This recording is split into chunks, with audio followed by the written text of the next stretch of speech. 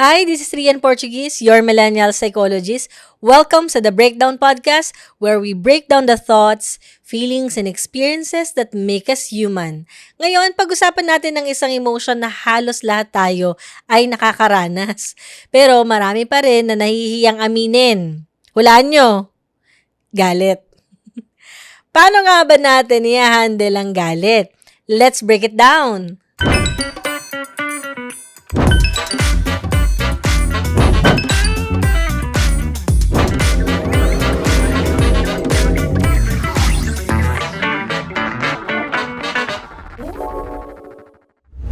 Yan. Kapag sinabing galit ka, madalas, negative kagad yung naiisip.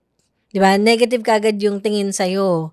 Masama na kagad, pwedeng sabihin immature, o kaya problema ka na talaga. Di ba? Madalas nga na-associate yung kapag lumabas yung galit natin, bahagi na kagad ng personality as if ganun ka na talaga as a whole, di ba?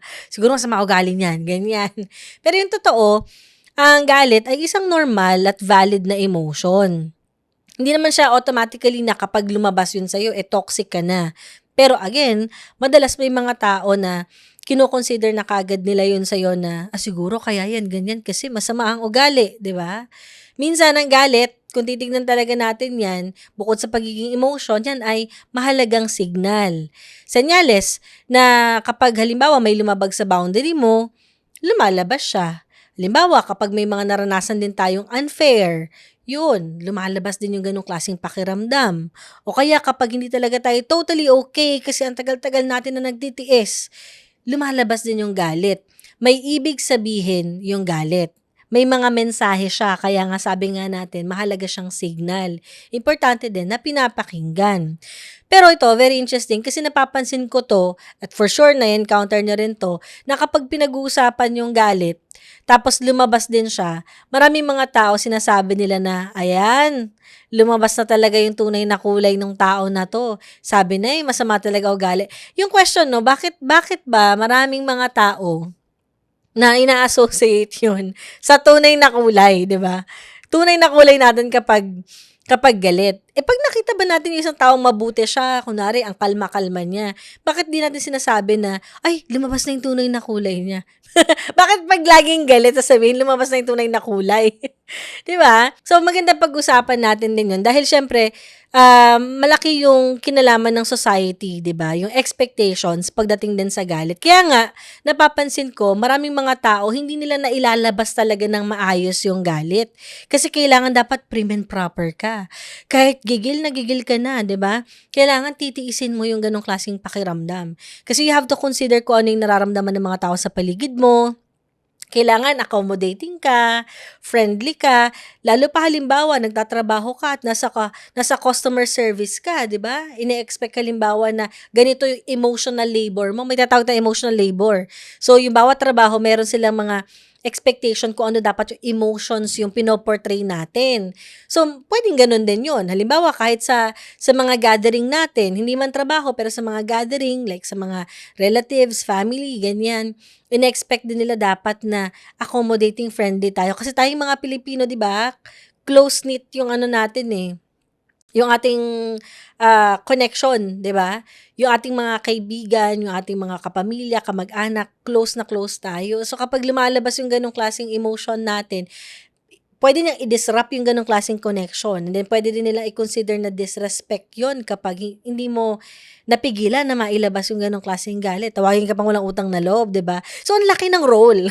Ang laki ng role nung social, cultural, 'di ba, na expectation, standards na meron tayo bilang Pilipino. Kaya, ang hirap-hirap ilabas ng galit. Kaya, tulad nung na-mention ko, may mga tao na sinosuppress nila yung ganong klaseng emotions. Sa susunod na episode natin pag-uusapan yan kasi meron kaming ganong klaseng episode. Pero, kung titignan, di ba, problema yon. And eventually, kapag iniipon mo siya, di ba, pwedeng sumabog yung isang tao. At kapag sumabog siya, syempre, mailalabas na talagang totoong nararamdaman niya. Ngayon lang naman siya magiging honest kasi most of the time, pinipilit niya halimbawa na talagang maging talagang kalmado lang kahit hindi talaga totally okay. Pero at some point, mapupuno talaga yan. So, sasabihin nila, "Ay lumabas na yung tunay na kulay." Kasi ito yung medyo different sa usual mo. Kaya isipin nila, ang totoong kulay mo, yun. Pero sana ito nga, nare-raise sa awareness natin na hindi yun gano'n. Kahit sino sa atin puwedeng pumutok sa galit. Pero hindi ibig sabihin nun na yun yung tunay na kulay natin. Ang totoong kulay pa rin natin siyempre ay binubuo ng iba't ibang kulay. Hindi lang naman iisa 'yan, 'di ba? Pupuwede rin namang, yung kalmadong version mo, mabait na version mo, 'di ba? Hindi masyadong ano, nasa pattern pa rin 'yun. Meron kang unique marker pa rin para ma-identify natin kung sino ka talaga as a person. So, let's refrain, 'no, from using na lumabas ang tunay na kulay kapag nagalit yung isang tao. Kasi puwede rin naman yung tunay na kulay niya ay pagiging kalmado, mabuti, etc. Wag lang natin lagi ina-associate sa negative. Ayan, sige. Paano nga ba i-handle yung galit? Ang dami kasing ebas, no? Number one, look underneath. Madalas na meron tayong kailangang tingnan tulad ng secondary emotions, no? Yung secondary emotions, ito yung bukod dun sa basic emotion natin na galit, 'di ba yung ating basic emotions nandiyan yung anger, nandiyan yung joy. Yung pinanood niyo sa ano, sa movie, yun, yung anger, yung joy, yung sadness, yung disgust, tapos yung fear, 'no, yun yung mga basic. Yung secondary emotion, ito naman yung mga emotions, complex emotions na, naggo-grow sila or nade-develop sila through time kapag, tayo ay nakikipag-interact, 'di ba, sa mga tao sa paligid natin. So, yun yung mga secondary emotions. Halimbawa, yung, puwedeng envy, 'no? It's a combination of anger and may another emotion pa na involved dun. 'Pag pinag-combine yun, secondary emotion siya. Lumalabas lang siya habang nade-develop tayo. So, look underneath. Ano yung secondary emotion na yun? Kadalasan kasi yung galit yung una halimbawa na mararamdaman mo, pero sa ilalim niya, meron din siyang ibig sabihin. Halimbawa, kaya ka nagagalit kasi nasasaktan ka, galit ka kasi napahiya ka, galit ka kasi yung mahal mo siya pero nagagalit ka kasi may ginawa siya, 'di ba?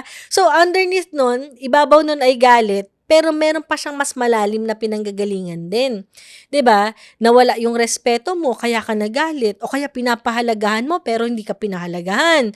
So sino ba naman 'di magagalit dun at some point, 'di ba? So kaya kapag tinatanong mo yung sarili mo, bakit ako nagalit, no? Saan kaya nanggagaling itong nararamdaman ko? Ano bang nangyari sa paligid ko kung bakit ko 'to nararamdaman? Kasi hindi yan basta-basta na lumabas lang yung feeling mo, no, or lumabas lang yung emotion mo na nagalit ka. Meron siyang pinanggagalingan. And importante na inuupuan natin siya. Yun yung ibig sabihin natin sitting with your emotions. Madalas may maririnig sa aming mga mental health practitioners, no? Kaya sa mga nagsasabi diyan minsan ng self-help, sitting with your emotions, meaning, bukod sa magse-stay ka at, papakiramdaman mo siya, nandito din yung nagre-reflect ka saan nanggagaling din 'tong emotions na 'to. Nasaktan ka ba? Pagod ka ba? Ano ba yung nag-trigger? Halimbawa, may lumang sugat ba halimbawa na nag-reappear kasi may nangyari? Kapag nahanap mo yung ugat niya or kahit hindi man ugat, at least may preview ka kung saan 'to pupuwedeng nanggagaling, mahahanapan natin ng solusyon at alam natin kahit papaano kung papaano natin siya masosolusyunan. Halimbawa na lang, yung pinaka-recent na incident dito, 'di ba? Yung issue ngayon, yung oil crisis. O sabihin na natin na sobrang tindi talaga niyan, ang daming naapektuhan, lahat nagtataasan. Hindi ba naman mag-iinit yung ulo mo, 'di ba? Nakakainit siya ng ulo. Halimbawa kung marami kang mga binabayarang bills, ikaw lang yung inaasahan, breadwinner ka pa, meron kang kailangang ano 'no, responsibilities na kailangan dapat updated ka, kini-keep up mo.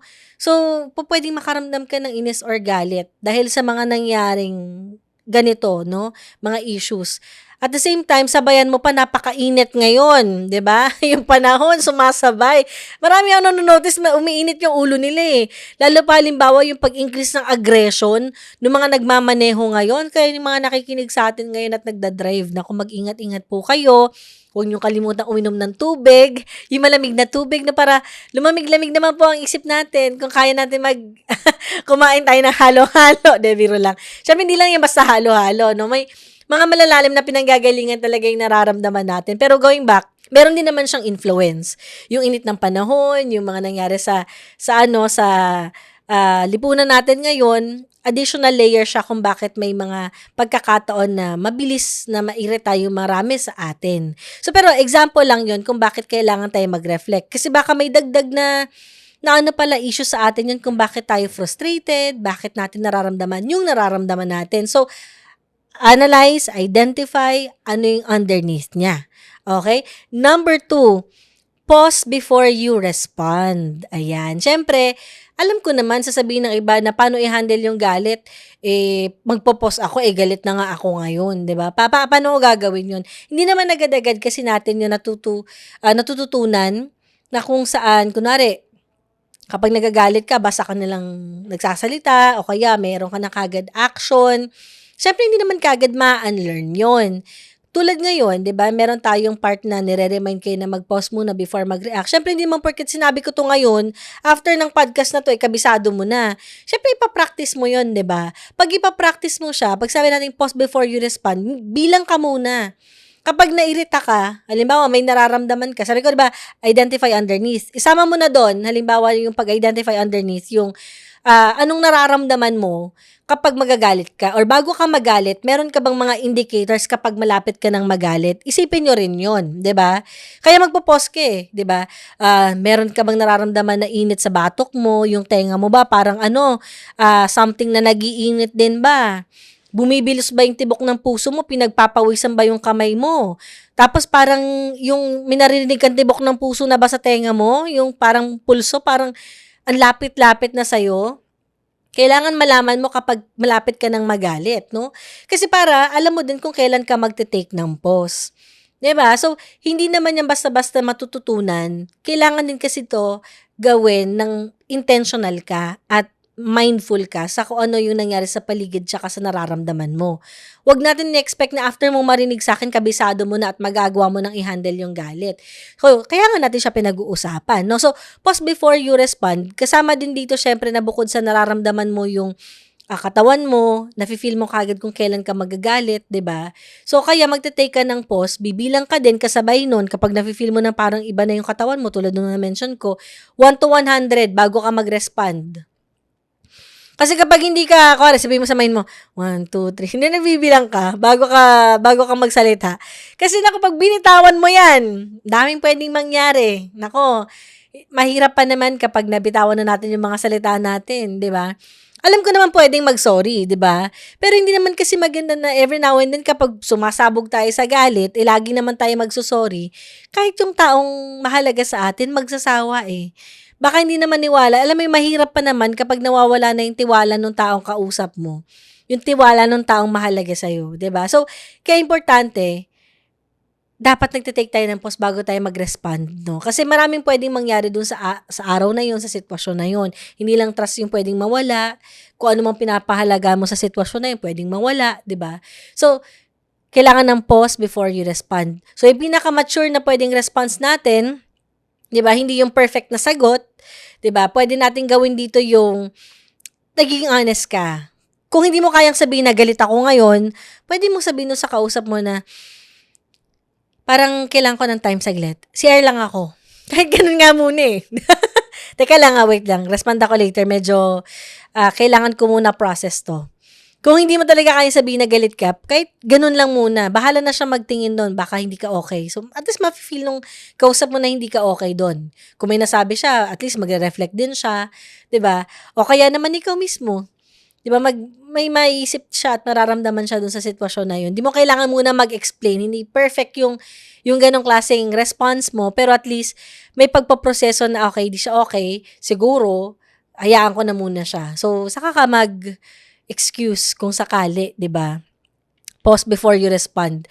Matutulungan ka niyan, pwede ka maghilamos, pwede ka uminom ng tubig, o kaya kung ka-text mo yung kausap mo na 'yon, 'di ba? Huwag ka muna mag-text. Mamayang yung mahabang message mo na 'yan, delete mo muna. O kaya copy paste mo, ilagay mo muna dun sa notes. Basahin mo ulit after 2 minutes. Tignan mo kung gaano katalim yung mga pinagsasabi mo. Kasi baka, kung ano pwedeng mangyari nung pag sinend mo yun, di ba? Pag-isipan mo muna. Give yourself enough space to think. Okay? So, hindi natin kailangan magmadali. Yan tayo eh. Kaya tayo minsan naaalanganin kasi yung mga actions natin, dinadala tayo ng impulse natin, di ba? So again, hindi siya agad-agad na unlearn. Kung ganyan kayo, hindi mo yan agad-agad ma-unlearn, pero dahil nire-remind ko kayo ngayon kung paano nyo siya pwedeng i-handle, pwede nyong gamitin yun. Yung ganong klaseng transcript, yung ganong klaseng pagtitake ng pause na nagbibilang ka from 1 to 100, tapos yung pinapakaramdaman yung katawan kapag di okay. Diba? Kasi minsan ganun din eh. Pag sinabi mo sa sarili mo, hindi, kaya ko to, sige, magre-respond ako, kakausapin ko. Kasi gusto mo na kagad matapos, dun tayo nalalagay sa alanganin. Ngayon, tulad nga ng sabi ko, be mindful sa pag-notice ng body mo. 'Di ba? Think or pause before you respond. Nararamdaman mo ba na puputok ka na sa galit? Kasi minsan kapag masyado natin in-overestimate yung ating kakayanan, hindi, kaya ko to i-handle. Kausapin ko. May sinabi lang na ilang words, bigla ka nang pumutok sa galit, wala na. So, babalikan mo yung sinabi kong number 2, ayan yung pinakamahirap, pero pag na-practice mo yan, okay na okay yan. Masasave yung relationship mo, pwedeng masave yung career mo, di ba? O, pwede rin ma-save yung maraming bagay kapag marunong tayong mag-respond ng hindi laging galit. Pangatlo, identify the unmet need, no? Ano ba talaga yung kailangan mo, 'di ba? Yung galit kasi, may times meron siyang hinihingi sa atin. Oo. Minsan kaya ka nagagalit kasi may kailangan ka na dapat na ibigay. Halimbawa, 'di ba? Ano bang hinihingi sa iyo noon? Respeto ba? Ayan, kailangan mo ba ng pahinga? O kaya wala kang tulog. Madalas yan, affected yung mood natin or emotions natin pag kulang tayo sa pahinga o tulog. Kailangan mo ba ng clarity? Kailangan mo ba ng boundaries? Importante yon. So, instead na sabihin mo lang sa sarili mo na galit ka, maganda na tanungin mo din yung sarili mo after mong ma-recognize na, okay, mukhang galit nga ako, pero ano ba yung kailangan ko ngayon? 'Di ba? Ano ba yung kailangan kong gawin? Ano ba yung hinihingi sa akin ng katawan ko? Kasi yun din yung mensahe niya sa'yo eh. May kailangan kang gawing solusyon para mabawasan yung nararamdaman mong galit. So, alamin mo yon. Okay? Para hindi tayo ma-stuck doon. Pangapat, express it in a healthy way. No? Don't explode. Ayun. So, importante na bukod sa na-recognize mo siya, importante na tayo ay nag-e-express nung ating nararamdaman in a healthy manner. No? Paano healthy manner? Siyempre, yung iiwasan pa rin natin yung makikipag-away tayo talaga, magsasabi na kung anong masasakit na salita. Kung kaya talaga natin na iwasan yung mga ganong klaseng pagkakataon, iwasan natin syempre, 'di ba? Kasi mahirap nang maibalik yung, alam mo na, yung nasira na connection, 'di ba? Kapag may mga nabitawan tayong mga salita na makakaapekto do'n.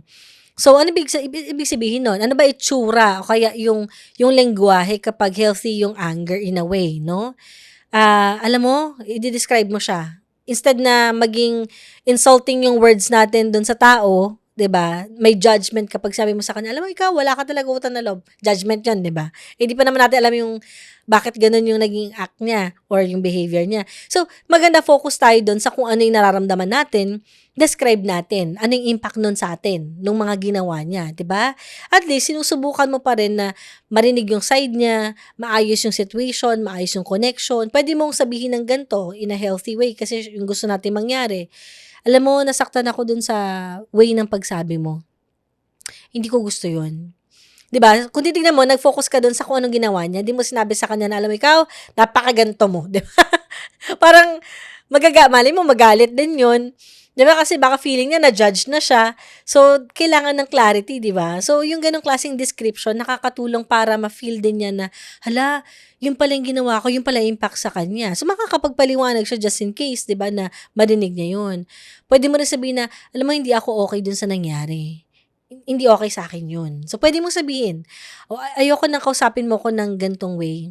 Kasi pag sinasabi mo 'to, parang pakiramdam ko ganito. So, dine-describe mo. So, yun yung mga example na nagiging assertive ka, nagiging firm ka sa kung anong gusto mangyari. At the same time, medyo nagkakaroon ng idea yung isang tao kung saan niya ilulugar yung sarili niya. Kasi napapahayag mo yung sarili mo, 'di ba? At nakikita niya kung ano ka as a person. na, okay, parang binibigyan mo siya ng pagkakataon para magpaliwanag and at the same time nafi-feel niya na hindi mo siya naju-judge dun sa situation na yun. Nagkakaroon pa rin ng safe space para mapag-usapan kung ano yung hindi naging okay. Kaysa yung nagsa-throw tayo ng words na na-insult na yung tao tapos iinsultuhin ka din niya tapos wala nang pupuntahan kasi parehas na kayong galit, 'di ba? At syempre panghuli, yung kailangan din nating i-check yung pattern, no? Saan kaya nanggagaling itong ganitong klaseng response mo kapag nagagalit ka? Madalas ba na nagagalit ka kapag ang issue ay may kinalaman sa trabaho? Kapag ang mga pinag-uusapan ba ay tungkol sa family? Saan ba umiiksi yung pasyensya mo, 'di ba? So alamin mo yung pattern kasi ibig sabihin baka ito yung pinaka-core issue ngayon ng life mo na kailangan mong bigyan ng pansin. No? So may mga pattern din yan kung kailan tayo nababad trip, nagagalit, nagre-react. Minsan yung galit na to, dinadala niya rin tayo or binibigyan niya rin tayo ng hint kung ano yung mga bagay na mahalaga sa atin. Naiinis ka sa mga taong ganito, sinungaling, etc., etc. Kasi gusto mo, importante sa'yo yung honesty. Importante sa'yo yung transparent. Importante sa'yo, integrity. Example lang yon. So baka kailangan mong tingnan saan ka naiirita, saan ka nagagalit, ano yung pattern, ano yung mga pinanggagalingan niya madalas, trabaho ba, pamilya, kapag gantong usapan ba, sa partner, kapag mga cheating ba, kapag... So, tignan mo, kasi may kinalaman din yun sa kung ano nangyari sa'yo sa past, o kaya may kinalaman sa core value mo. So, at least, alam mo kung ano ka as a person, alam mo kung paano mo din i-express ito sa mga taong mahalaga sa'yo, para alam nila kung paano din syempre i-work out yung mga dapat na i-work out. So, bukod do'n siyempre, importante din para mas mabawasan yung galit, dapat isama natin siya. Alam ko, panghuli na yung sinabi ko kanina na panlima, pero gusto ko idagdag para naman mabawasan talaga yung galit at maging sustainable din siya sa atin.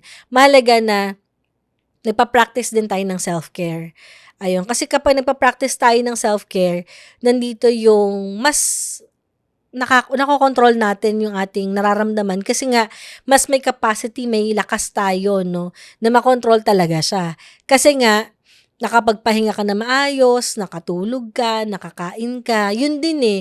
May times yung ibang tao mas mabilis magalit kapag gutom, 'di ba? May mga commercial na nga ganyan. O kaya pag sobrang init ng panahon. So, yung basic na kailangan nating ma-satisfy, i-satisfy din natin kasi mas prone tayo kung minsan na hindi makontrol yung nararamdaman natin kapag hindi tayo totally okay.